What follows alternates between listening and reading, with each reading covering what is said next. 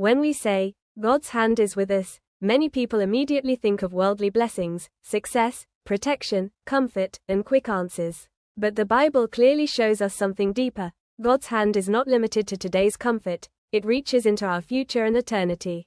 God said to Joshua, "As I was with Moses, so I will be with you." But when we look closely, Moses' life was not what we would call easy. Chosen to deliver Israel, obeyed after fear and arguments, carried the burden of a constantly complaining people, prayed, fasted, interceded, and suffered rejection. After all this, Moses was not allowed to enter Canaan, the land he struggled for. Yet God still says, "I was with Moses."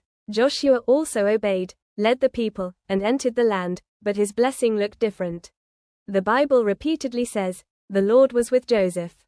But where was the rescue? Yet Joseph's journey tells a different story. Betrayed by his brothers, thrown into a pit, sold as a slave, falsely accused, forgotten in prison. His brothers felt victorious. Even Jacob believed their lie. If God's hand was with Joseph, why didn't God stop it immediately? Because God's hand was not working for momentary justice, but for eternal purpose. What Joseph's brothers meant for evil, God meant it for good. God saved a nation through Joseph's suffering. Zion's cry and God's promise. Zion cried, "The Lord has forsaken me, the Lord has forgotten me." But God answered, "Can a woman forget her nursing child? Even if she may forget, I will not forget you." God promises restoration. With joy they shall come to Zion. Everlasting joy shall be upon their heads. What looks like permanent pain today, will become a temporary memory tomorrow. Ezra and the hand of God. Ezra declared, "The hand of our God is upon all those for good who seek him."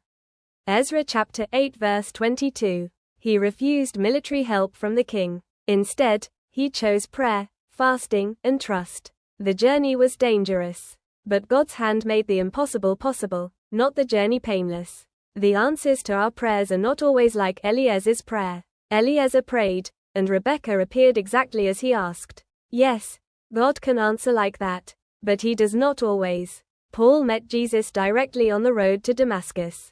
Yet to become an apostle, he endured years of struggle, rejection, suffering, and preparation. Calling is instant. Formation takes time. God's chosen people reach the goal by different paths, but the end always reveals his hand. We may cry today like Zion. We may walk through fire like Joseph. We may stop short like Moses. We may wait long like Paul. But in the end, no one will doubt. Surely the hand of the Lord was upon them.